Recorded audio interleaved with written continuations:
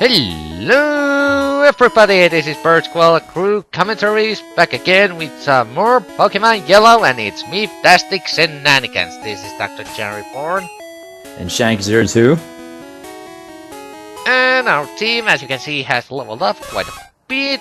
Our meme-tastic Harkinian has leveled up enough to learn Double Kick, which is going to make our next big challenge, this town's gym leader, a piece of cake. Actually, you pretty much need to run, be it female or male, and of course Mankey, that you can also get in one of the grass areas we passed on earlier during this adventure, are just about the only way you can deal with this gym leader, because, well, since you start out with a freaking electric mouse here, you're kinda screwed if you're wanna try the usual starter Pokemon route with this gym. Although I've heard some really odd claims that if you manage to somehow at this early in the game manage to train your Pikachu at really high levels, you can do it with Pikachu, but then the question is, how the hell do you have the patience and time to do that, I ask? I don't know. Oh, then again, considering that Shanik just shared his impressive story of struggling freaking Onyx to death with freaking Metapod, I guess everything is possible. I still have to raise my hat to that, because sir, that's a freaking accomplishment.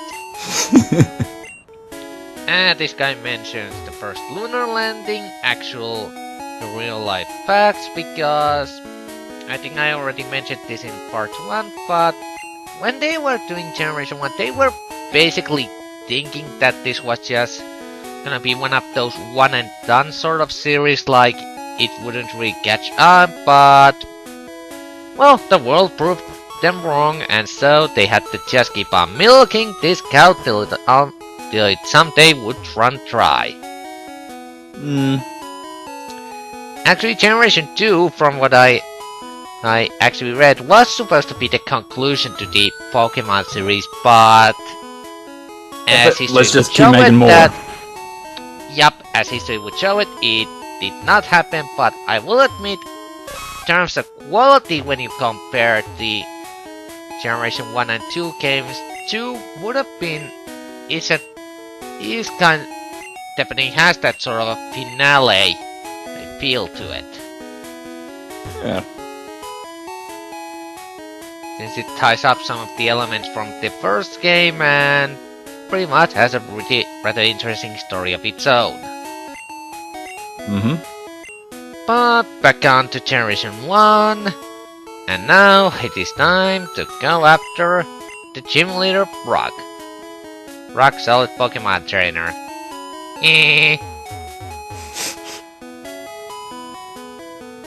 Make your own rock hard jokes here. Thank you, Shanik. Anywho, actually, I'm not feeling like going up against the guy, so how about we actually stroll up ahead and... Aww.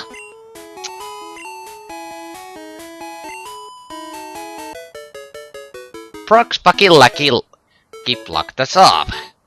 Okay, fine, I guess I must be bothered. I'll take care of the gym leader. And watch this, he keeps walking to the right. Right past the unpassable barrier, what the shit? Video game logic, man. That, or then he just used Game Shark. Or Game Genie. Yeah, I think it might have been Game Shark back then. Yeah, I think so. No, because I know that both Game Shark and Game Genie aren't cheating devices, but I think Game Shark was before Game Genie. Unless they were the same thing and they were just called differently in different locales.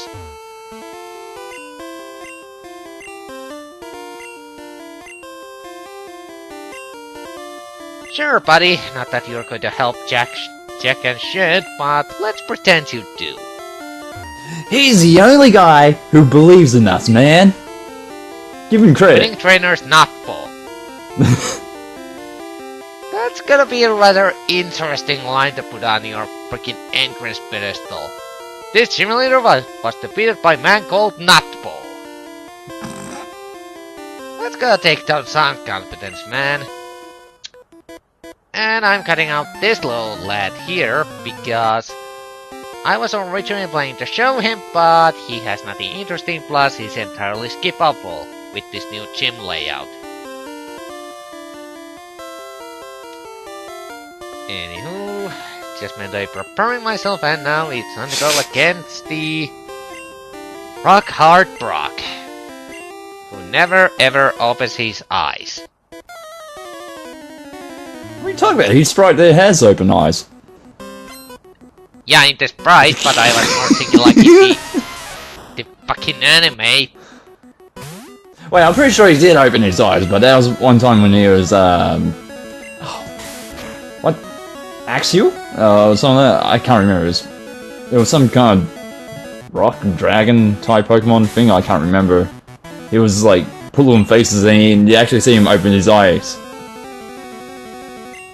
And everyone was horrified and asked never to do it again.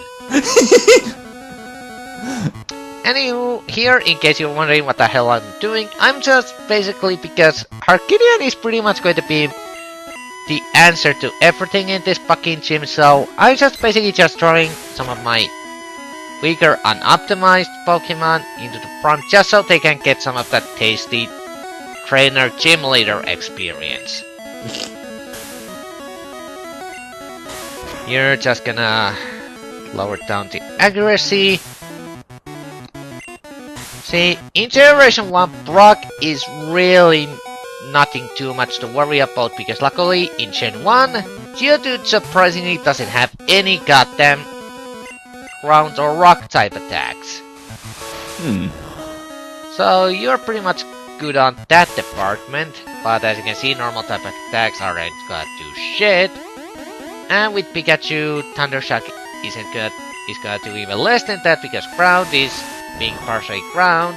Geodude and the Onix that's gonna come out later are completely immune to it. In case you're completely new to Pokemon. Of course, considering how fucking long ago these games came. Now, okay, listen. Scrub.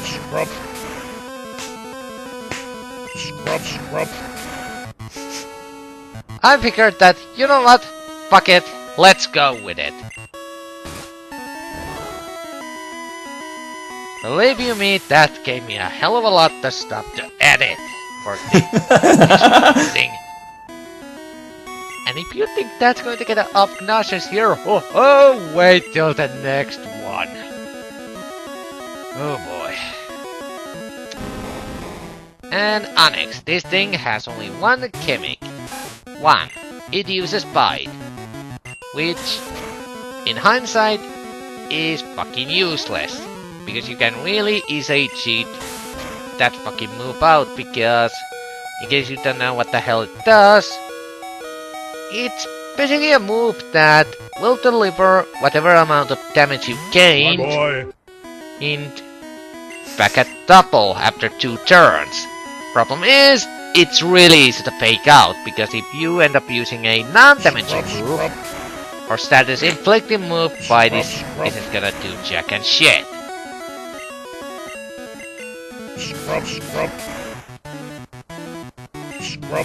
Plus, it will leave you vulnerable for 1 turn when you actually have to first take the attack, then load it for 1 turn, and then release it on the next one.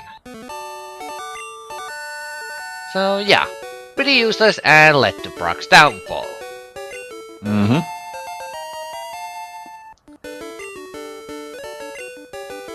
So, something interesting about the patches in the Generation 1. The thing is, this generation was just about the...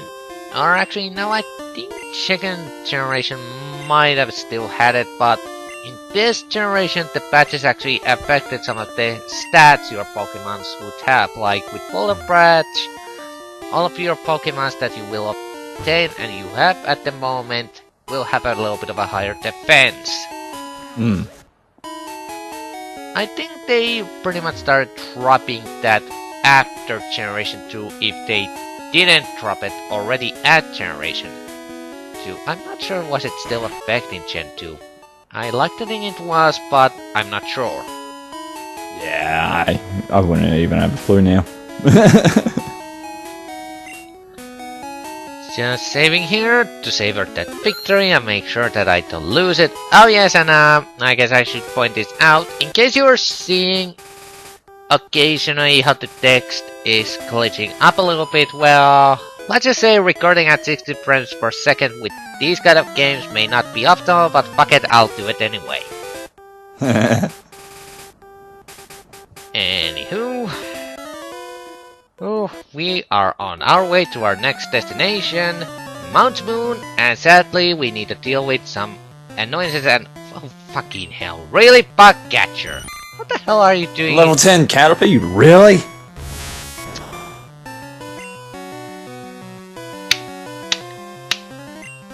Can't help but applaud because... Bugcatchers, they never learn. Not in this generation, not in the laters. They're just bugcatchers. Hmm. Well, if you actually think about it, they are still children. Yeah, well, technically we are too, and even we have a little bit more brains. Instead that to evolve our fucking Caterpie, because what the fuck do you do with a level 10 Caterpie? Because, okay, it may learn few nice moves earlier on, that's just about the only thing you may wanna... like high level some of the earlier forms of the Pokemon, but still, Caterpie is still a Caterpie. It will have a shit base stats, and just about everything in the fucking world is going to be able to kill it. Yep. And sadly, Breadcrumb here isn't going to be as effective as he would be, because sadly... My boy! And this is one of those things about Generation 1 that I just don't understand, because the move that Breadcrumb has, or Pidgey has, Gust, that's, despite sounding so clearly like a flying type move, is actually considered a normal type move in this generation. Oh, So yeah, Breadcrumb like doesn't have any stab moves at the moment. Oh yeah, I mean, like, they were still at the beginning, like, trying to think of how should they actually try and do stuff when they were still making Gen 1. Yeah, true, but still, when you think about, like, Gust, that definitely sounds something like Wind, so would it have made sense to make it a flying type move? Like, I'm still trying to understand the logic. Yeah.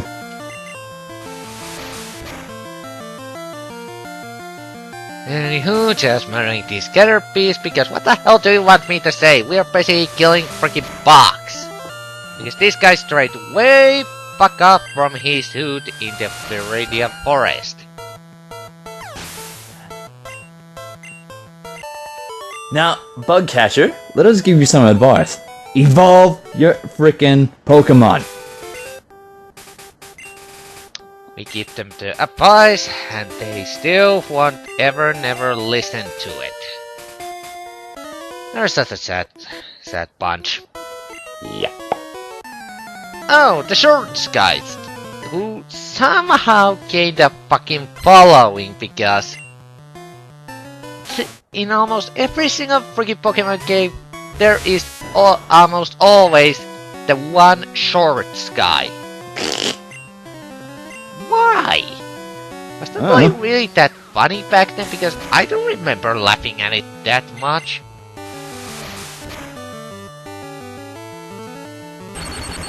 Maybe it's a running joke, I don't know. Or probably an Easter egg or something for people who played up to later gens. My boy! Well, that could be it, but then the question is, why? Why is he being that guy out of all of the trainers in Gen 1? Like, I don't get it. Oh, it could have been worse. They could have recycled that one fucking trainer from Gen 2 who wouldn't shut up about his fucking rat! But I imagine that shit like playing like from Gen 3 to Gen and 6 and constantly like have to interrupt your game because some douchebag just doesn't understand the fucking point of private and My boy. peace.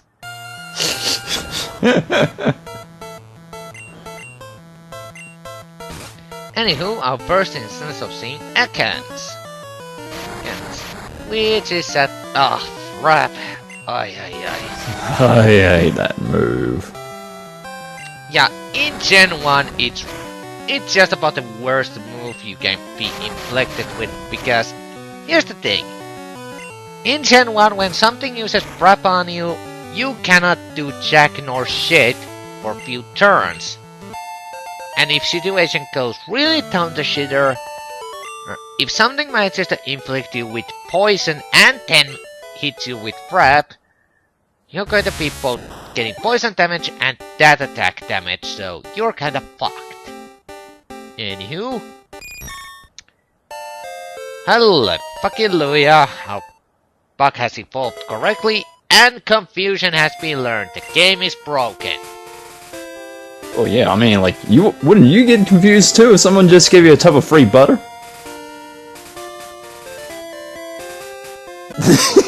Fuck, I got nothing to say back at that. I got nothing. That was a good one though. But yeah, confusion. A psychic type move, and people, Generation 1, psychic is fucking broken. Oh yeah, definitely. Because, I swear to god, you can capture like entire team of psychic type Pokemon and you would probably be able to ace this game like relatively easy. Because psychic types is so freaking powerful, because here's the thing. Psychic types are usually, in Generation 1, the Pokemon that are Psychic type usually also are very strong special attackers, so... And since there weren't too many Pokemon in Generation 1 that had this a good special defense before they made the freaking split in Generation 2, Psychic types were pretty much going to be your winning ticket in Generation 1. Oh yeah, definitely. They pretty much had no weaknesses in the Gen 1. Indeed, that's... Well, technically by goading they had, but also because of the fucking goading in Gen 1, there was nothing to really utilize it, because in Gen 1, they did have that weakness to bug types. Only problem, there is no fucking offensive bug type move outside of one. Which I think only one and few bug types much later in the game can actually fucking learn, so... Yeah! Their psychic types really overpowered in Generation 1. Although on compensation for that, here's the thing. Psychic types... If we think like something like Kadabra line, okay, Kadabra is really fast, has a high special attack, but it also represents the sort of basic rule that psychic types had, at least up until Generation 5, which changed things around a little bit, is that psychic types usually tend to be really fast or strong special attackers, but in return for that they have shit physical defense, so... If you happen to have any Pokemon that can survive their attack and can deal a shit ton of damage, you can deal with them. The key word being if you can survive their attack. Ay. And actually there's only one real Psychic type Pokemon that... Well, technically two, the other one is just mixture of two types that you can actually fully evolve in this game, because the third one requires a trade evolution. Yeah. And trading, holy fucking crap, was that real mess and hassle in Generation 1, because You had to find someone else who had another copy of Pokemon with Game Boy cable links. Yeah. So, if you happen to be an antisocial, you were fucked. If you didn't have any cables, you were fucked. And even if you still had the cables and had some friends, you could still be fucked because the cable wasn't really reliable. So yeah, be fucking thankful for your Wi-Fi connections and whatnot that you have today. How are you damn kids today? With your Wi-Fi. Okay, no need to go to that extent. Anywho, we just saw there the updated sprite for Jigglypuff, which looks kinda fucking freaky because it has those fucking like hellfire red eyes. Like, Jesus Christ, Jigglypuff is out there to kill. That was before it became a fairy type. Yeah.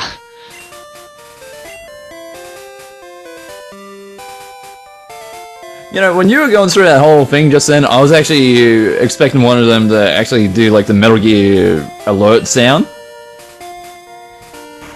It didn't occur to me, plus that kind of a joke is probably done like 10 million times already, so I kinda need to lay up some of the jokes, okay? I already have a one meme-tastic Pokemon in this fucking playthrough. I really don't wanna overflow this thing with others. That said, I'm going to get one in this episode, if only simply because of its name preference. You'll see in a second.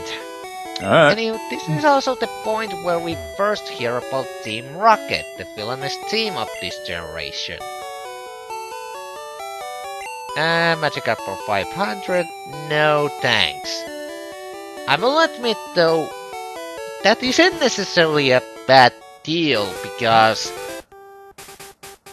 the thing is, Magikarp itself, it's useless, but what it evolves to, holy shit, that is like real freaking peace. The only problem is that at this point of the game, it's gonna take really long time and dedication to actually get any kind of a freaking levels for the thing if you decide to buy it there, so it's pretty much kinda pick your poison. Are you patient enough to train it? If not, then skip that. Anywho, my first encounter on the new road is a Spearow, and I decide after all captured this because I figured, you know what, I kinda wanna get a bird that can actually get the same type attack bonus. So, yeah.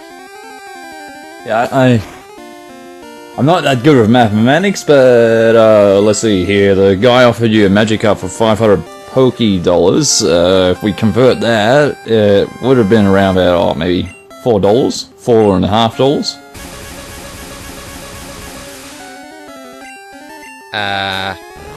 Okay, what the hell did you find that fucking comparator of? Well, if you think about it, like, how much does a Pokeball cost? About 200 Poké dollars? And, well, since Pokédoll is like a play on the yen currency in Japan, I think 200 or some yen is maybe $1.75. Oh, okay. That's actually a good point. I applaud you. Getting that far ahead. But anywho, yeah, we got ourselves a new team member, at least for the time being, and something that I have a feeling might actually replace Breadcrumb. At least for some time. Now, let's see what name am I going to decide for this, and honestly, I didn't even realize the freaking joke I could run with this until after I started editing this. The redone editing.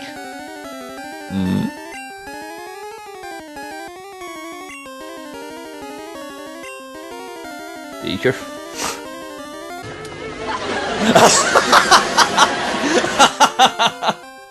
That occurred to me like, holy shit, it's Beaker from the Muppets. So we had the King of Hyrule and now a Muppet in our team. This is going to be great.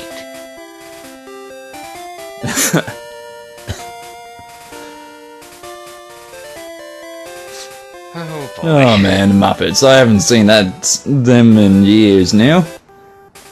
Yeah, it's kinda odd. I don't think they have ever even run the Muppet Show on reruns for quite a few years now. Kinda sad, really. That was kind of an enjoyable show. Also, that was actually a nice little homage you did to Jim Henson's work, because, like, you know, like, Nintendo did that thing with Muppets also at E3. Yeah. Anywho, that concludes the newest part in Pokemon Yellow, well, playthrough, and, well, in the next time, as you could see, we are entering Mount Moon. Oh boy. Anywho, until that time, this is DoctorJhonReborn.